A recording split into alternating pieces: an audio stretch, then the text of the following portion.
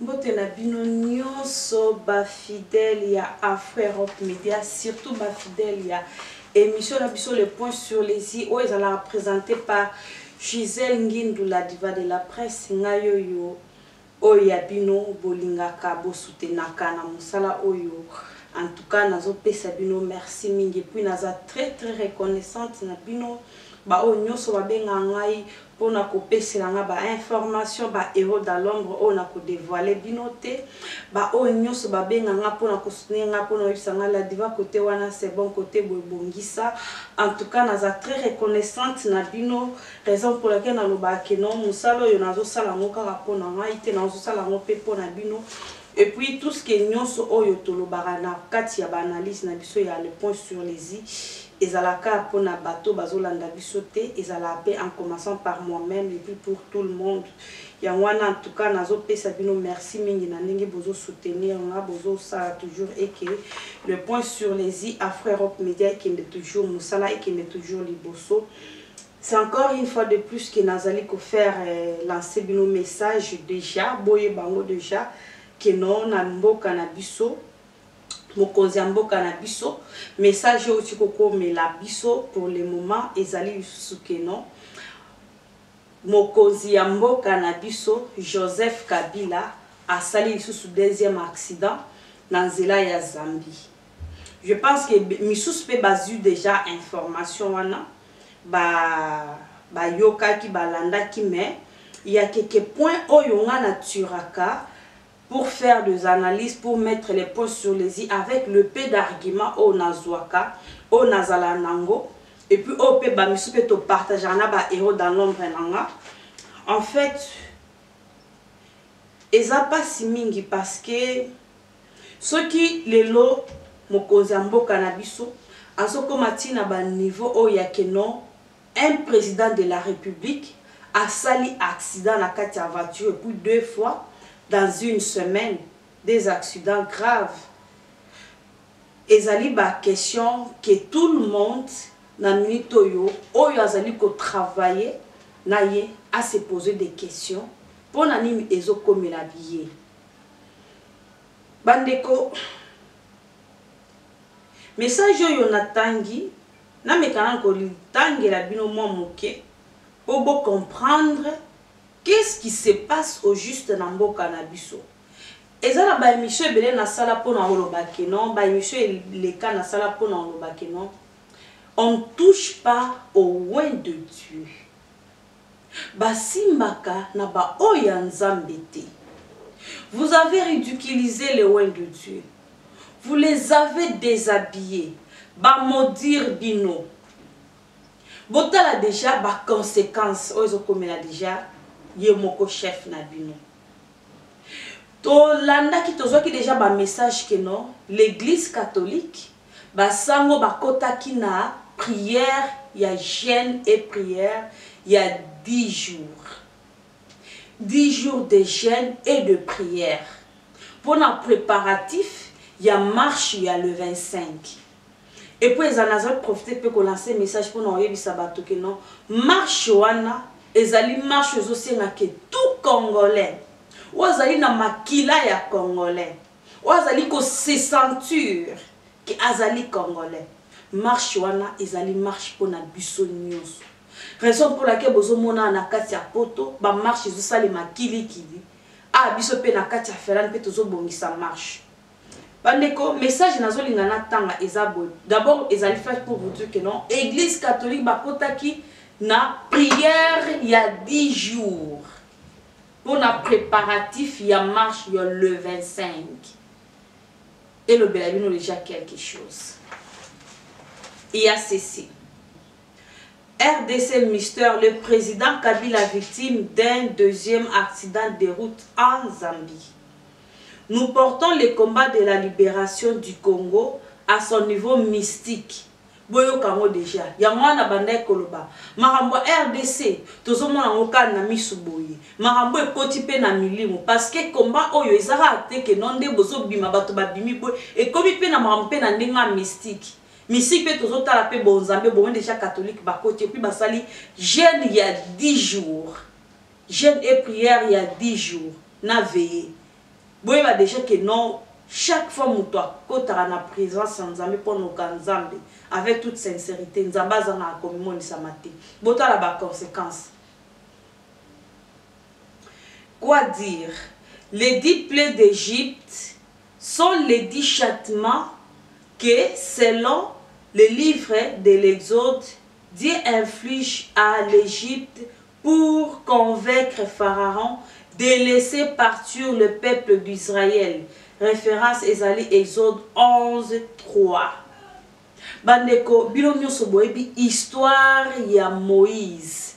Na Pharaon, tant Pharaon bandeko linga libéré peuple ya Égypte. Ezalaki presque 10 fois Oyo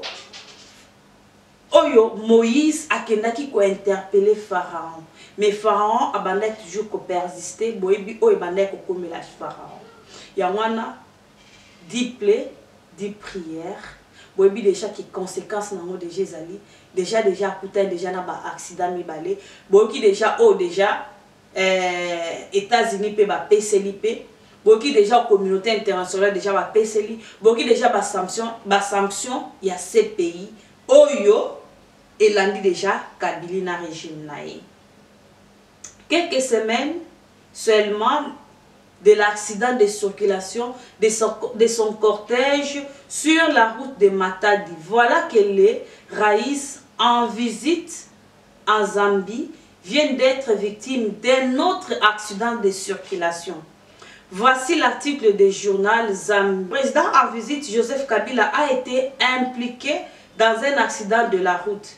C'était lors de la visite de l'entourage présidentiel à la résidence de Kenneth Kaunda, près des stades Lord à Lusaka East. Un camion léger de galop a percuté le véhicule présidentiel où Joseph Kabila et le ministre des Affaires étrangères de la Zambie, Zoé Malandi, se trouvaient le long de la rue Léopard à Woodlands. Wanezali balabala oyo Joseph Kabila asalaki accident na kati ya Zambie. Les rapports antérieurs sont indiqués que le président Edgar Lungu était dans le véhicule fatidique, mais cela a été rejeté par State House Special Assistant for Politique. Où, oui, il y a eu un accident de la route impliquant le cortège présidentiel de la RDC, mais le président Lungu n'était pas dans la voiture. Parce que moi, ma rumeur et banel copé ça va que non président pe ya Zambie azaki na kati ya voiture il pas commettre qui accident mais président Zalaki c'était seulement le président de la RDC Kabila Mutazaki na kati wana. C'est le deuxième accident de la route de Kabila en une semaine. La semaine dernière, 5 personnes dans l'entourage présidentiel de Kabila sont mortes quand un camion léger s'est écrasé dans son convoi. 3 soldats et 2 victimes ont été tués et 11 autres blessés dans un accident impliquant le cortège de voitures du président congolais Joseph Kabila, a annoncé mercredi son bureau. Bandeko elokoyo est très capital. Si les gens ne comprennent pas, les loba bisoyo, si tozo loba makamboyo, ezapona mitu, nazo mitu na souvent, est-ce que bato bazo travailler na Kabila, baza ba aveugle, bazo monate, baza na misu, mais pourquoi bazo arriver comme monate makambo ezo komela biso, ou ezo komela ye, ou ezo komela bango, bota la tabino moko, buzo baya bato bazali ko travailler na nzinga na ye. Awa accident salemi ya kufite me ba oyo wana bakufi ba soda na ye bakufi batiki basi batiki bana bande kona ngai boye bayango ke Kabila ndenge eza boye ba soda wana ndenge bakufi ya bango esili basi na bana na bango esili akokipaka bango te akokipaka basi na bango ta okipaka subana parce que azam te mama pe bino mo boyebi Combien de policiers oyo bakutana ba makama bakufa na le na bango musala et que bande ko na wa comment kende ko luka les airs pour balobela bango ata mbongo akokunda bibembe na bango ezate boni kaka babino yo ba charge bana bino il faut y bango bien yo sodo ozali ko travailler na Kabila soki likame koyeli yo ba témoignage eza ebele bato ebele nyonso ba travailler na Kabila décevra bango akipara bango te lelo soki likame koyeli yo yebake akokipe bana na yo te. Et puis il est capable de payer roboma bana na yo pour babimisa ba makambote ba secret misusuti. Il est capable de roboma pe bande kona bio ba famille no pe basi na bana na bino. Il est capable parce que aza na somo ya mutute. Bota la tabino moko un président azali ko arriver ko sala accident. Et ça les manam te na voiture. Et puis azo kumba tozi ba information que Kabila so kumba mabe. Et puis ce n'est pas la première fois dans Nzela Mata dia sala accident. Et puis azalande ni cortège ne so ezo kene ke accident salemi à côté les maté ata la bato batikali kuna ni nango ekotani limango. Alan azelakate. Eza méchanceté monté à ma besoin na kati ya muto wana. Mais ils ont comme ça que non, il y a des gens les Congolais au baso télémané tout ce monde à mon abonnement baso circuler la barouille excusez-moi baso circuler la barouille là tu ba chapeau ya rouge na ba tricot ya jaune pour envoyer ma que Kabila ou mais la élection kozalate. Mais ces gens là boye ba que un jour Kabila ako wangana kabino. Parce que na minute au bout de la zali ko faire souffrir Jekoko. Mais à bout que Jekoko a travaillé pour les lois à la bisika wano yazali. Jekoko a travaillé na ye. Mais bout de la zali ko faire souffrir. C'était juste une parenthèse pour nous sabato que non. Oh nous sommes travailler na Kabila. Ba ye baki. Bazo se poumoner pour na ye en vain. Akoyokela bango mawate un jour na bana bona basi na botikala ko souffrir yo ba photo pe ezali oyo na kolakisa bino bomona ndenge nini accident mo esalemi et puis bomona pe ndenge ba voiture ekomi. Est-ce que un président akoye ko sala accident na voiture ti ekoma na niveau wana voiture comme ndenge bozo bomona ngo boye comme etika la bakarka ça pamba. C'est pour vous dire que toza li suna présidente muto azali ko conduire biso na minute yo azali un fou ce qui bozo ye bangote bota la tabino moko comment un président peut se présenter devant les gens. Est-ce que na Congo balam de rasoir ezalate? Est-ce que aswana na quoi faire naie? Attention qu'il y a soit un coiffeur na bébana naïe, mais il y a tant de quoi faire. Ba coiffeur basé belé. Attends tout style à moto ba konde ba koma ba ngono ne sona ba kofi ba style mon comme quand même mais il y a kofi ce que tali quand même différent ces ali. Au monde a sali à monde menandenga propre. Et là moi ils ça la passe ezake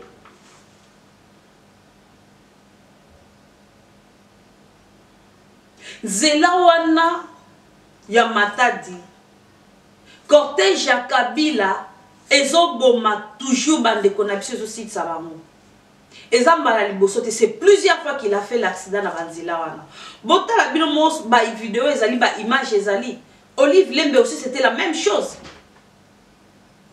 Et puis qu'il a réanimé mouton ce qui peine pour na ko lakisa kazam te amalam. Vous le savez. Et ça na banzela wana batona bazo silisa bande kona biso na banzela wana Kabila zo kumba voiture mabe a commencé à marmonner ce mafou même code ya nzela a respecté code de la rue. Bota tabino mo ba conséquences wana siko ezamboka mopaya lelo bandeko elo ezo sala passe lisusu na mekaya ko partager na moko ya bandeko na nga moko concernant si réellement Kabila azali mwana ya musée ou pas.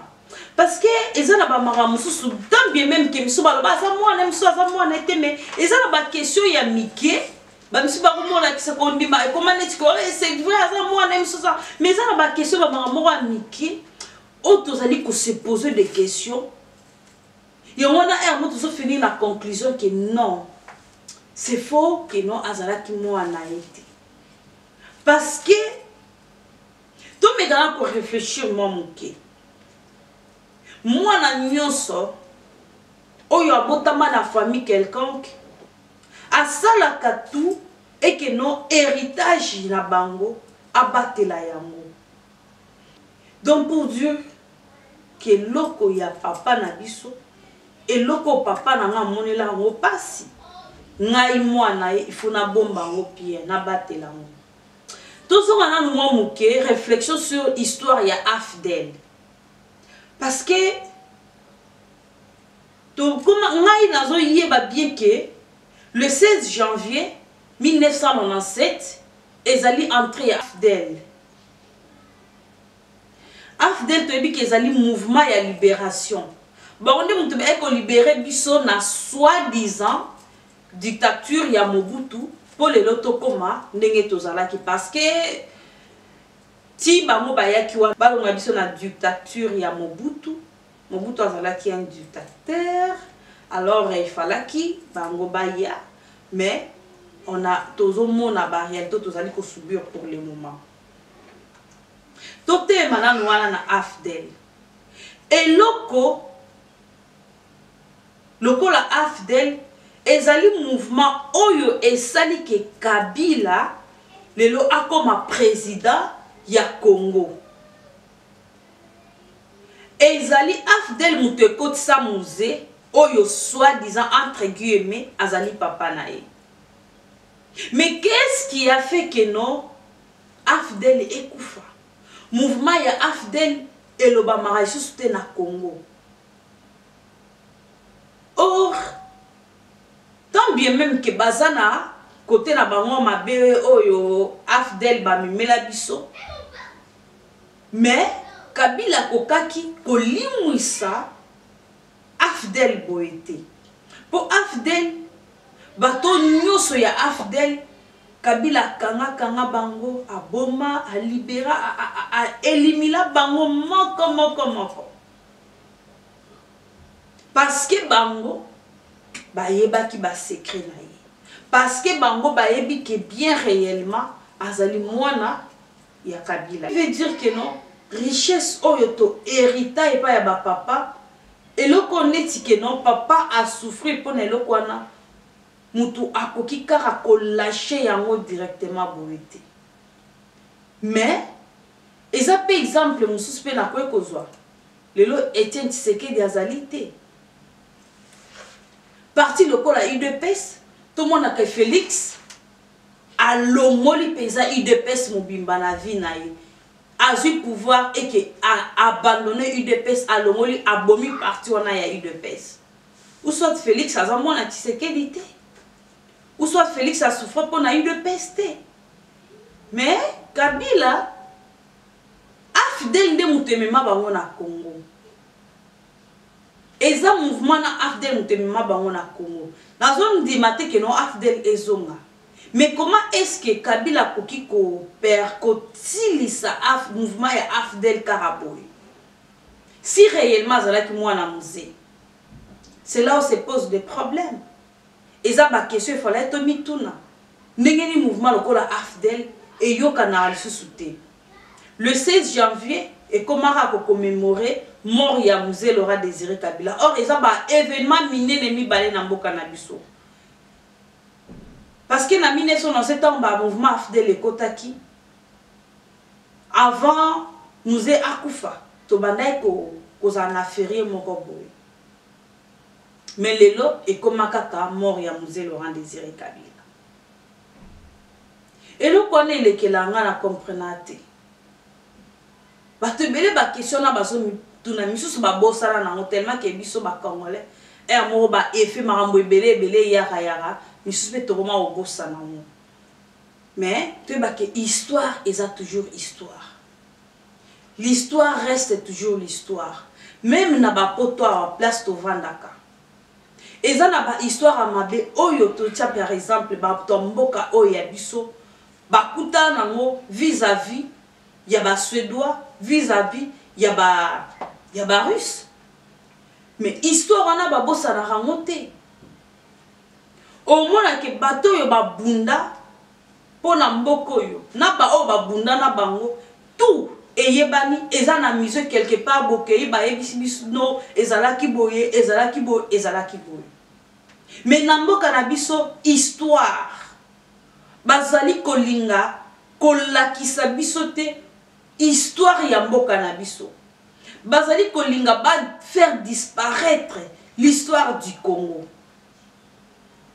Or histoire ezali bien pour na bato ba se référaka na passé pour na ko vivre koyeba ko vivre na futur et puis na présent mais histoire na mboka na biso tozoyeba histoire ya mboka na biso te mon ketan to solina ndeko pona histoire AFDEL je me suis rappelé de beaucoup de choses wana ku tozalaki na lobana mike toyeba écouter que non lelo to lobila makambo pourquoi quand même moi mémoire wana ezali mais bano babotami après biso après histoire AFDEL o babotami na régime à Kabila je ne pense pas que AFDEL baye bien bayebi pendenge ezalaki parce que tango AFDEL ekota biso to bando sepela libération libération oh ba soda wana mwa ba kadogo bana mike mikona tokoma ko yamba yamba bango tout ça mais et comment ndenge koma et le que comme ça nga que non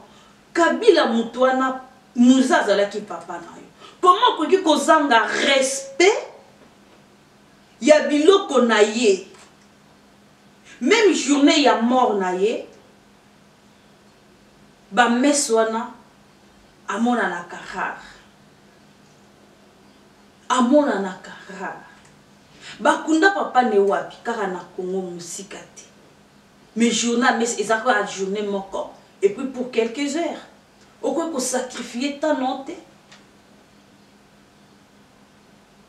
lelo soki AFDEL yaki na mboka na te mbele Kabila oyebi Congo te soki ozali même pas reconnaissant na AFDEL est-ce que ozalaka reconnaissant na peuple wana o ba pesio lelo valeur lelo komi oyo ozali yo mutu toyebaki kutu bisiko ozalaki te na soi-disant lipasa no Jeannette soki lelo oza oyo ozali wana eza pona Congo yango tokoma komituna congolais asala yo nini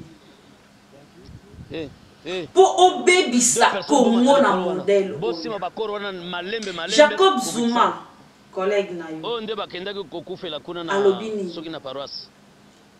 nazotika pouvoir na démissionner Mugabe pa a démissionné Jacob Zuma nazolinga te makila moko etanga likolo na mais Kabila combien de makila ezotangama na Congo likolo na yo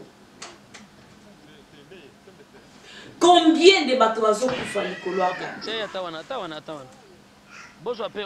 na chaque marche les gens meurent marche le 25 déjà ultimatum epesami ezala na 0 mort 0 blessé et on est tous au talabino 0 mort 0 blessé et on a tous au monde que besoin na moi ba manœuvre na bino po bolo ba ke non bokomi ko luka ba mesure à décrispation bokomi ko ça la accord mais ndeka na minute besoin l'accord ils ont pour ça depuis 2017 maintenant c'est 2018 c'est 2018 au Bubinissa, Dieu Mindonga, tout ça, mais c'est déjà presque plus de 5 jours, presque une semaine.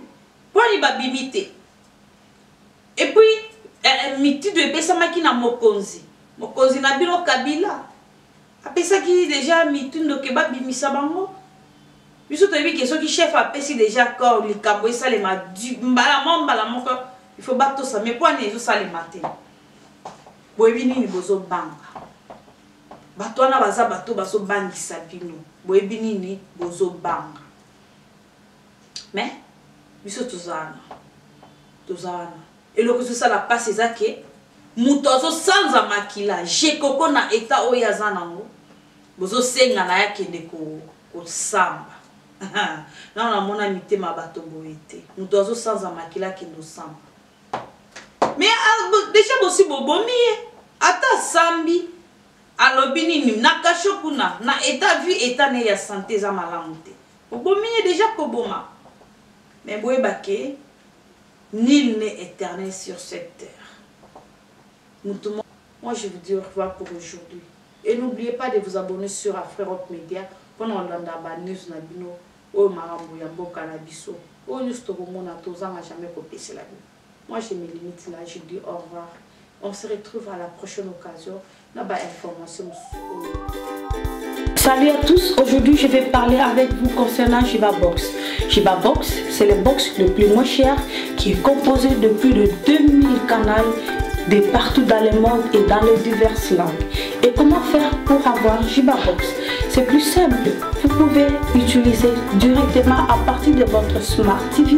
C'est encore plus simple et plus moins cher. Ça ne coûte que 50 € seulement le Jibabox dans votre télévision.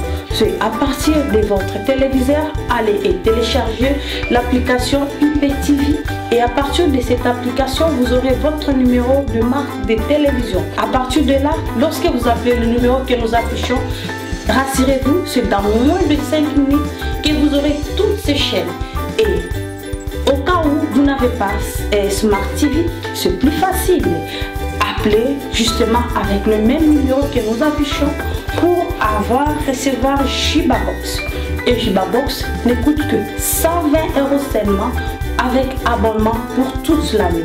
Et avec Jibabox, rassurez-vous que vous ne serez jamais dessus. Vos enfants seront à l'aise dans la maison en regardant le canal pour les enfants. Et le papa ne va plus sortir pour aller suivre le match ailleurs. Merci. Rassurez-vous qu'avec Jibabox, vous ne serez jamais déçus.